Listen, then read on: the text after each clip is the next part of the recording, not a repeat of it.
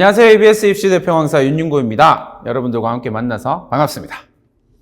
학생부 종합전형이다라고 이야기할 때 가장 중요한 포커스는 객관식으로 드러나는 학생의 능력 아닌 다른 능력을 보겠다라고 하는 거예요. 그러니까 학생부 종합전형의 가장 본질적인 부분은 이 학생이 가지고 있는 다양한 능력이 있을 텐데 그 능력 가운데에서 우리가 시험을 본다라고 이야기를 하는 건 객관식으로 줄 세운다라고 하는 개념이고 학생부 종합전형이라고 하는 것은 정성적 평가를 하는 전형이거든요. 그러니까 이 학생이 어떤 생각과 어떤 의도를 가지고 이 지식을 습득하게 되었는지를 되게 중요하게 생각하는 거예요. 그러니까 정량적으로 그러니까 카운팅할 수 없고 줄 세울 수 없는 것들에 대한 종합적인 평가를 한다라고 생각하시면 제일 좋을 것 같고요.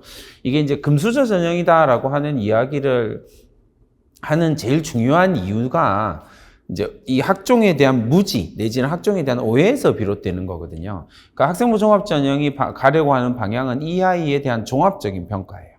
그러니까 이 아이의 여러 측면들을 여러 방면들을 보면서 입체적으로 파악을 하기 위함이거든요. 근데 그런 류의 학생들이 이제 이게 금수저 준비가 잘 된 학생들이 예를 들어서 학원에서 컨설팅을 많이 받은 학생들이라고 이야기를 해버리면 문제가 좀 생기죠. 근데 실제로는 이 학생이 입체적으로 성장하는 과정을 보기 때문에 학원에서 컨설팅 받는다고 좋은 결과가 나오지는 않거든요. 그러니까 그런 부분에 있어서 조금 오해가 됐다. 근데 이 금수저 전형이다라고 이야기를 할 때 되게 이제 통계적인 자료들을 보면 대학이 공개하는 자료들을 쭉 살펴보면 실제로 학생부 종합 전형이 도입되고 난 이후에 상위권 대학의 일반 학생들의 전형이 좀 많이 늘어나요. 상대적으로 훨씬 더 늘어나게 되거든요. 그러니까 예를 들면 정시에서 상위권 대학을 가는 비중과 정시에서 상위권 대학을 가는 비중하고 일반고의 비중이라든지 아니면 지방과 서울의 차이라든지 이랑 정시랑 학종을 비교해 보면 학종이 훨씬 더 균형 잡힌 전형이에요. 정시는 어쩔 수 없이 서울 그리고 특히 강남 3구라고 하는 지역에 특화되어진 전형이거든요. 근데 반면에 학생부 종합 전형은 전체적으로 봤을 때 지역 구분 없이 전국에서 고르게 나타나는 현상을 보인단 말이에요. 그러니까 통계적으로 봐도 훨씬 더 정시가 금수저 전형에 가깝다라는 이야기를 할 수가 있죠. 그러니까 진로 꿈이 없다라고 이야기를 하는 학생들은 이렇게 여러 이유가 있고 그중에 가장 큰 이유는 이 학생이 중학교, 초등학교, 중학교를 거치면서 좌절을 경험했기 때문에 그런 일이 생기는 거거든요. 근데 고등학교 올라가서 꿈이 없어요 라고 이야기를 할 때는 무게감이 조금 달라져요. 그러니까 초등학교 때는 그냥 전 꿈이 없어요, 하고 싶은 게 없어요, 이렇게 하는 게 그런 좌절들의 결과물이기 때문에 인정. 근데 고등학교 올라가서 꿈이 없어요 라고 이야기할 때는 무게감이 달라지거든요. 왜냐하면 이 아이들도 난 인생을 어떻게 살아야 될지에 대한 고민을 좀 갖고 있는 아이들이라서. 근데 결정을 하지 못하는 궁극적인 이유가 뭐냐면 평생 그 직업을 해야 된다라는 생각을 하기 때문에 그래요. 근데 이제 우리 모두가 부모님들도 다 알다시피 말도 안 되는 소리예요. 내가 어떤 학과를 선택하고 어떤 진로를 고등학생이 이제 그 조금밖에 안 산 고등학생이 자기가 지금 정한 진로로 평생을 갖고 가야 된다는 어처구니 없는 생각을 하는 거예요. 절대 아니에요. 학생부 종합전형도 그걸 요구하지 않아요. 그러니까 꿈이 없어도 상관없어요. 자기가 지금 관심 있는 분야를 정하고 1년짜리 플랜을 짜면 돼요. 학종은 무조건 1년짜리 플랜이거든요. 그래서 1년짜리 플랜 3개가 나오면 돼요. 그 1년짜리 플랜이 1학년 때랑 2학년 때가 깊어지고 3학년 때 더 깊어져도 좋아요. 근데 그게 아니라 1학년 때 A 분야에서 1학년 때 건축했다가 2학년 때 생명했다가 3학년 때 갑자기 정치로 가도 아무 상관이 없어요. 왜냐하면 그건 1년짜리 진로니까. 그러면 예를 들어서 요즘에 융합형 인재를 되게 좋아한다고 이렇게 많이 나오잖아요. 그러면 이 학생은 벌써 융합형 인재가 된 거죠. 문과도 하고 이과도 공부해보고 그 분야에 대한 탐구력을 증명했으니까. 1년 동안 자신이 가지고 있는 포커스는 역량을 증명했냐 못했냐이지 진로는 별로 중요하지 않아요. 그러니까 진로에 대한 환상이 조금 깨지는 게 필요하거든요. 대학도 이 학생이 예를 들어서 이런 거죠. 저는 의사가 될 거예요 라고 이야기할 때 평가하는 교수들이 이 학생은 의사가 될 거니까 우수해. 그런 생각하는 사람은 없어요. 그러니까 이건 되게 어처구니 없는 발상이거든요. 넌 의사를 지원했으니까 넌 훌륭해. 그런 건 없다라는 거죠. 말도 안 되는 소리인 거죠. 그러니까 보는 본질은 뭐냐면 이 학생이 어떤 역량을 증명했냐예요. 그러니까 1년짜리 플랜을 짜라고 하는 이유는 뭐냐면 그 1년짜리 플랜은 목표가 생기는 거잖아요. 지향점, 방향이 생기는 거니까 지향점과 방향이 만들어지면 학생이 일관된 행동을 할 수가 있거든요. 그것 때문에 그러는 거예요. 그러니까 진로가 중요한 게 아니라 진로를 통해서 내가 어떤 역량을 증명할 것이냐가 중요한 거예요. 제가 지도하는 학생들 중에는 상당 부분이 그래요.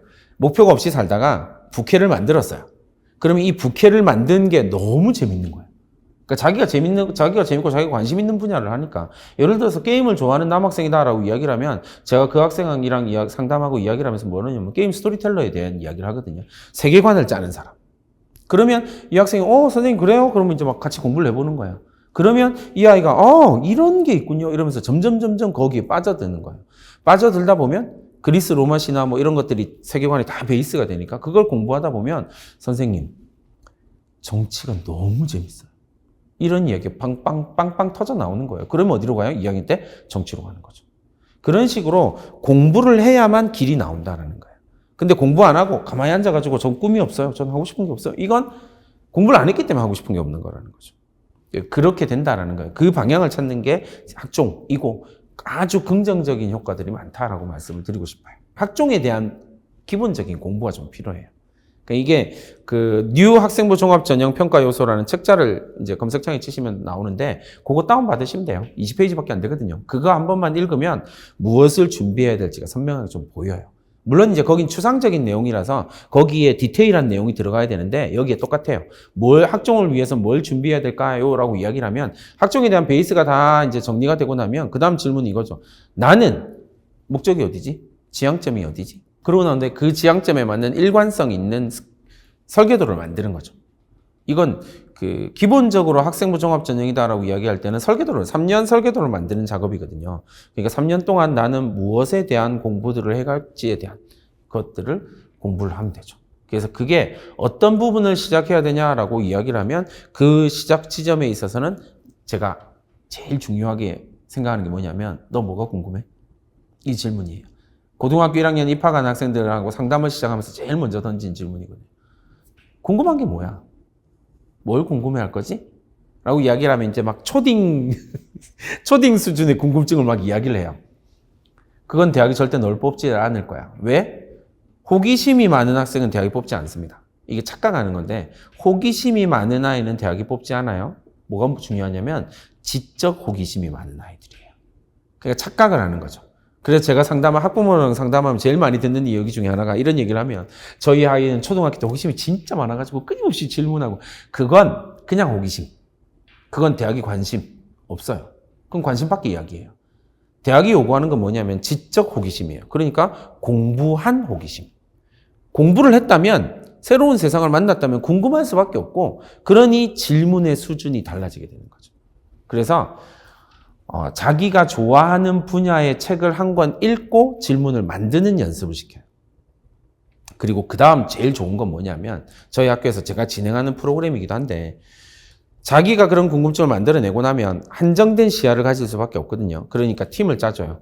비슷한 계열별로 이제 계열 적합성이니까 계열별로 팀을 4-5명 팀을 짜주고 각각의 책을 읽고 와서 서로 집중 질문을 던지는 거예요.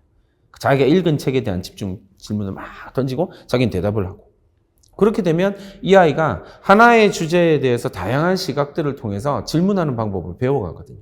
그러면 이 아이는 쑥 성장을 하게 됩니다. 학생들하고 학부모님들이 잘 모르는 게 뭐냐면 학생부에 기록되는 글자 수가 5개 학기 동안 40여 명의 선생님들이 27,000자를 기록을 하거든요. 진짜 말도 안 되게 많은 글자예요. 근데 대부분의 학생들이 그 27,000자를 그냥 버린단 말이에요. 그러니까 떨어지는 거예요. 본질은 뭐냐면 27,000자를 가지고 나의 역량을 증명하는 싸움이에요. 그것만 이해하면 학생은 충분히 준비가 되는 거죠.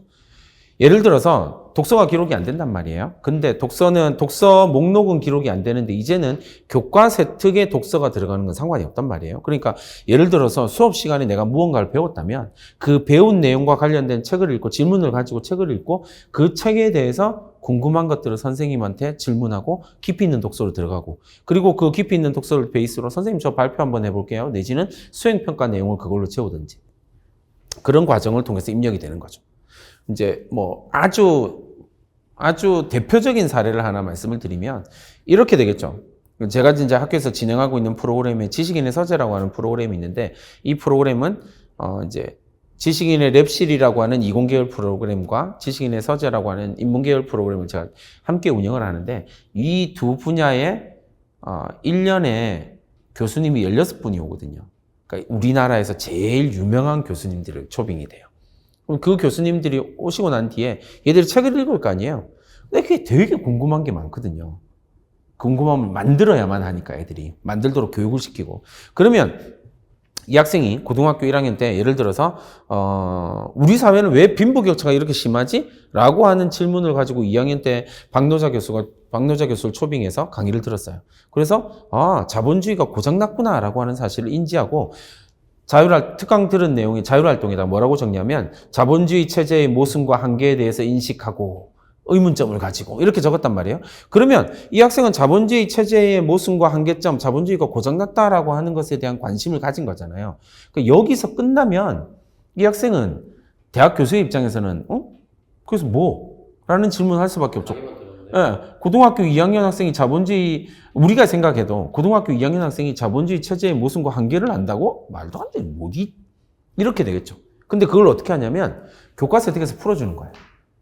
국어 교과서 혜택에서 영어 교과서 혜택에서 지문을 읽었던 거 내지는 뭐 정치와 법이든 뭐 어떤 과목이든 자기가 배운 그 불평등이라고 하는 주제를 교과에서 연결시켜서 이야기를 해주는 거죠. 그러면 A 교과, B 교과, C 교과에서 각각 자본주의 체제의 여러 가지 모순들에 대한 불평등이라든지 빈부격차에 대한 이야기라든지 사회적으로 소외되는 사람이라든지 뭐 이런 것들의 사회적 약자에 대한 이야기라든지 이런 것들을 쭉 해놓으면 교과서 혜택을 보는 것만으로도 이 학생이 자본주의 체제에 대한 관심을 가지고 있고 탐구를 했다라는 사실을 서로 교차 검증을 할 수 있는 거죠. 그러면 이 학생은 합격을 하게 되는 거예요. 학생부의 기록은 그런 식으로 만들어져야 되는데 그걸 만드는 건 교사도 아니고 학부모도 할 수 없고 학생이에요. 그래서 그 학생이 그런 학생부에 27,000자짜리 설계도를 만드는 작업을 해야 되는 거죠. 그게 되게 중요하다라는 거. 그러니까 교과 선생님이 써주니까 제가 이제 이걸 계속 학생들한테 인지시키는 게 네가 아무리 괜찮은 책을 읽었다고 하더라도 그 선생님이 그걸 모르면 입력을 안 되는 거거든요. 그러니까 그 얘기를 하는 거야. 책을 읽었어? 궁금해? 그러면 조금 부끄럽고 조금 머쓱하고 하더라도 선생님 찾아가서 질문해. 너의 똑똑함을 그러니까 학생부에 이 학생이 가지고 있는 역량을 증명해 줄 수 있는 사람은 고등학교 선생님들밖에 없거든요. 그 누구도 못해요. 담임 선생님이 하든 교과 담당 선생님이 하든. 그러니까 선생님들에게 가서 내가 지금 어떤 책을 읽고 어떤 궁금증을 가지고 있는지를 계속 어필하는 거예요. 그 제일 좋은 방법이 그 책에 대해서 질문하는 거예요. 일반고 학생들에 대한 이야기를 하자면 조금 뭐 길긴 하지만 어쨌든 일반고라는 것 때문에 피해의식을 가질 필요 없다. 제가 말씀드리고 싶은 건 이거예요. 되게 단순하게 말씀드리면 이래요. 대학은 고등학교를 평가하지 않아요. 대학은 그 고등학교의 어떤 동아리를 평가하지 않아요. 대학이 평가하고 싶은 건 뭐냐면 그 고등학교의 그 학생이에요. 그러니까 고등학교가 처한 고등학교가 처한 상황은 이 학생한테 제약 요인이 되겠죠. 근데 대학이 평가하는 건 뭐냐면 그 제약 요인을 가지고 있는 너는 뭐 했어? 라고 질문을 던지는 거예요.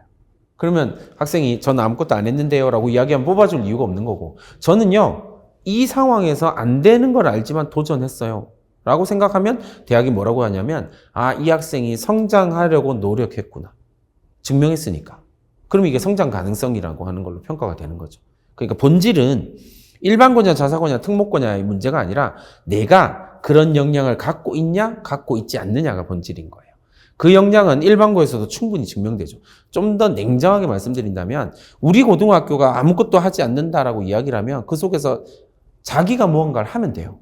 그러면 학생부 종합전형을 평가할 때 되게 중요한 게 이제 블라인드니까 어떤 고등학교인지 모르지만 같은 고등학교끼리는 비교가 되거든요. 그럼 동고등학교에서 나타나는 현상들이 이 학생은 안 나타나. 그것만으로도 아주 좋은 평가. 왜냐하면 대학도 그 일반고에서 그 학생부 한 줄을 만들기 위해서 얼마나 학생이 고생을 해야 되는지를 알거든요. 그 노력의 결과에 대해서 긍정적인 평가를 해주는 거죠. 그러니까 일반고이기 때문에 불리하다라는 생각은 틀렸다. 그래서 본질은 일반고든 특목고든 자사고든 본질은 이 학생이 어떤 역량을 갖고 있고 어떤 역량을 어떻게 증명할 것이냐의 문제다라고 하는 걸 말씀드리고 싶습니다. 이제 이게 정시 파이터라고 제가 부르는 학생들인데 전국에 많은 학생들이 그렇게 해요. 1학년 끝나면 이게 아까 제가 이제 말씀드렸던 것처럼 오해에서 비롯되는 거예요. 그러니까 예를 들면 이런 거죠. 1학년 때 내신이 망했어요. 6등급이야. 7등급이야. 그러면 이제 내신이 망했어요라고 이야기를 하는데 얘들이 망해서 나는 학종을 준비 안 할 거예요. 수시 포기할 거예요라고 이야기하는 이유는 뭐냐면 5개 학기의 내신을 평균을 본다라고 생각하기 때문에 그래요. 어떤 대학도 평균을 보지 않거든요. 평균이 중요한 게 아니라 성적 추이가 어떻게 됐는지가 중요한 거예요.